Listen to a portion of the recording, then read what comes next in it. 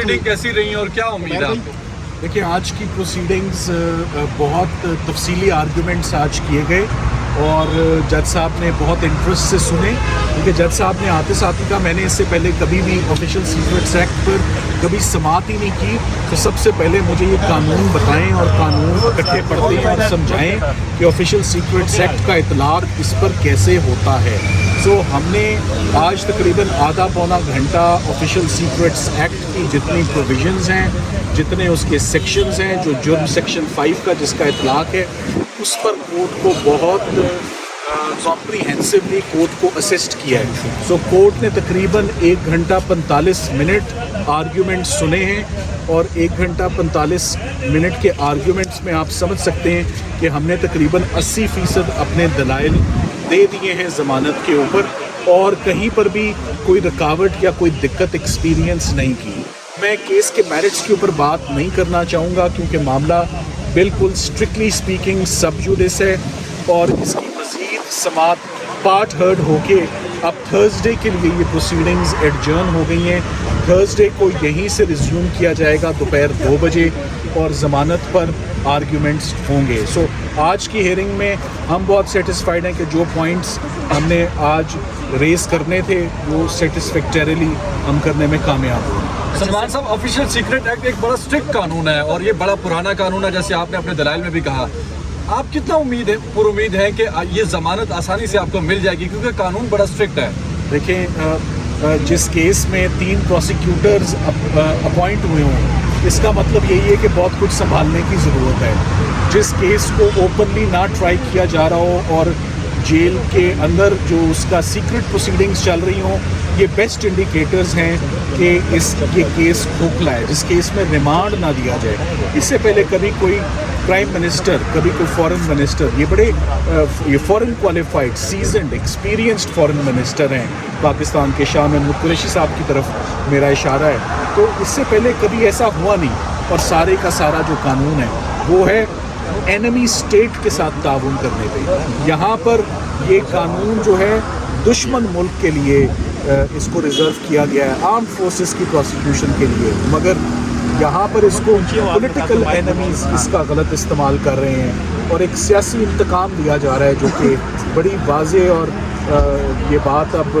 सब पे यहाँ है कि अब तक तकरीबन खान साहब के ऊपर 40 से ज़्यादा मुकदमे हर FIR में उनकी ज़मानत हो चुकी है। सर, हाई कोर्ट और सलमान सफदर साहब, आप बात कीजिए, क्या इससे कबल भी नज़ीर होंगी शायद कि दोनों जगह एक साथ केस चल रहा है, तो लोअर कोर्ट को थोड़ा सब्र का मुजाहरा करना चाहिए? इसमें कानून तो करना चाहिए।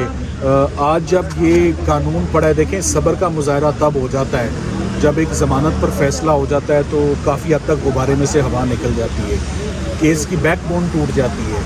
सो हमारा पूरा फोकस इस ज़मानत पर है और अब ये ज़मानत चूँकि सुनना आइडियली इसका फ़ैसला आज ही आ जाता तो बहुत ही मुनासिब होता कि प्राइम मिनिस्टर की डिटेंशन पे और फॉरेन मिनिस्टर की डिटेंशन पे अदालत अपना फ़ैसला आज ही सुनाती है। मगर अब हम जज साहब ने अगर आज मुनासिब समझा कि आज इतने ही आर्ग्यूमेंट्स काफ़ी हैं, चूँकि वो सुबह मैं ज़रूर कहूँगा 9 बजे से काम कर रहे होते हैं, 4 बजे तक केस सुनना, ये एग्जॉस्ट होना एक नेचुरल फिनोमेना है, मगर बेहतर था कि तसलसल के साथ हम कल सुबह से शुरू करते, मगर कोई बात नहीं, हम कल की बजाय जैसे जज साहब ने हुक्म फरमाया कि आप जुमेरात को अपने आर्ग्यूमेंट्स कंप्लीट करें, हमें ज़्यादा देर नहीं लगेगी, विदिन 30 मिनट्स हम अपने सबमिशंस कंप्लीट करेंगे।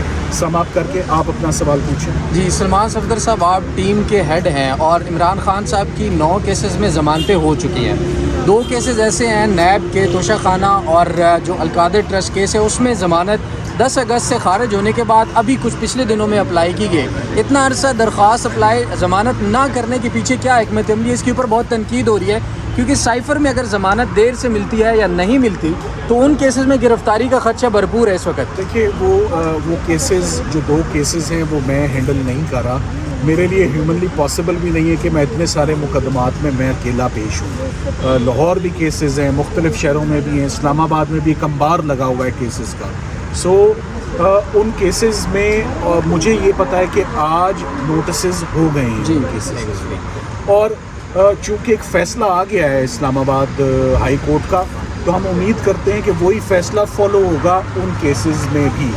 پہلے فائل ہو جاتی تو مناسب تھا، بہتر تھا، مگر ابھی بھی وہ آ گئی ہیں تو ان پہ نوٹسز چونکہ ہو چکے ہیں، وہ کیسز بھی میرٹس پر ہی ڈیسائیڈ ہوں گے. تو انشاءاللہ آپ دیکھیں گے کہ بہت جلد بہتری کی طرف چیزیں جا رہی ہیں. یہ 9 مقدمات جو بحال ہوئے ہیں ان کی عبوری ضمانتیں، یہ بڑا خوشائند بات ہے. اس سے ان کی ڈیٹینشن اور کنفائنمنٹ سبسٹینشلی کم ہوئی ہے اور کٹے ہوئی ہے. Thank you. سلمان یہ صدر کہا جا صاحب رہا ہے کہ خان لاسٹلی صاحب نے کمنٹ آج کر کی کارروائی کو ایکسیپٹ نہیں کیا، دستخط نہیں کیے، اس کی کیا قانونی وجوہات ہیں؟ دیکھیں وہ جب معاملہ جیل ٹرائل، خان صاحب ایک چیز چاہتے ہیں جو کہ جائز بات ہے، ٹرائل ریگولر کورٹ میں ہو، اوپن کورٹ میں ہو، جیل میں نہ ہو. فیصلہ اسلام آباد ہائی کورٹ سنانے والی ہے اس پر، تو تب تک جب تک اسلام آباد ہائی کورٹ فیصلہ نہ دے دے تب تک کوئی جلد بازی میں آگے بڑھنا میرا خیال ہے وہ مناسب نہیں. سلمان صدر صاحب لاسٹلی بتائیے گا کہ اب جمعرات تک یہ سماعت ملتوی کر دی گئی ہے، کتنے پر امید ہیں آپ بطور سینئر وکیل قانون دان کہ آپ لوگوں کو ضمانت مل سکتی ہے جمعرات کے دن؟ Nothing short of 100%. Thank you very much.